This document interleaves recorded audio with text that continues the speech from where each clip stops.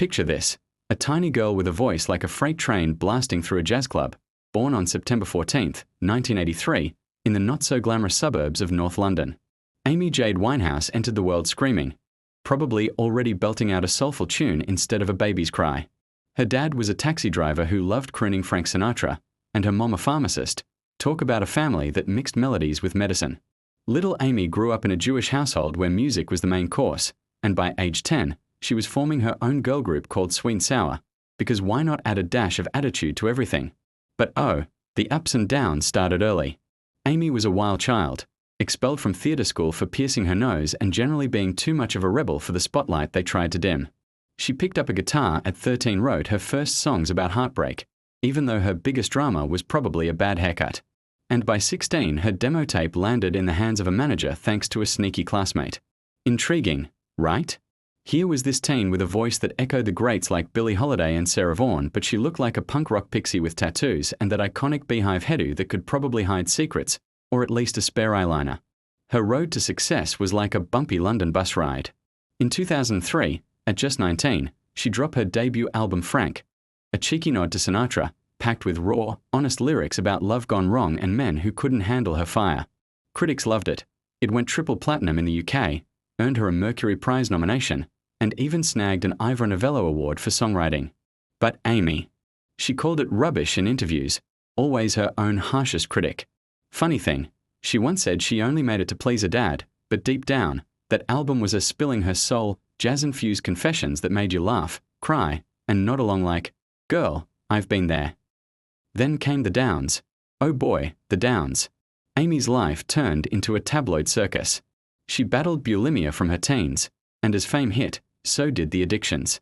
Booze, drugs, and a toxic romance with Blake Fielder Civil, who introduced her to harder stuff. They married in 2007 in a whirlwind Miami ceremony. No guests, just love and chaos. But it was a match made in headline heaven. Arrests, rehab stints, and that infamous beehive looking more disheveled by the day. Amy joked about it in songs, but the pain was real. She cancelled shows, showed up late, and the press hounded her like hyenas. Remember that time she punched a fan mid-performance? Or when she barely made it to the 2007 MTV Movie Awards, performing Rehab while looking like she'd just escaped a rock and roll apocalypse? Intriguing how someone so fragile could command stages worldwide. Yet, from the ashes rose Back to Black in 2006, her masterpiece. Produced with Mark Ronson and Salaam Remi, it blended 60s girl group soul with modern heartbreak. Tracks like Rehab, inspired by her refusal to go. Well, you know I'm no good, and the title track poured out her turmoil. It exploded. 16 million copies sold globally, making her the first British woman to win 5 Grammys in one night in 2008, including Best New Artist and Record of the Year. She performed via satellite from London because visa issues kept her stateside. Talk about a plot twist. Fascinating how her personal hell fueled art that resonated with millions, turning pain into platinum.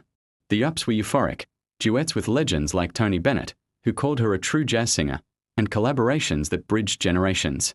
But the downs deepened. More rehab, a diagnosis of emphysema from smoking crack, and that on-again off-again marriage ending in divorce.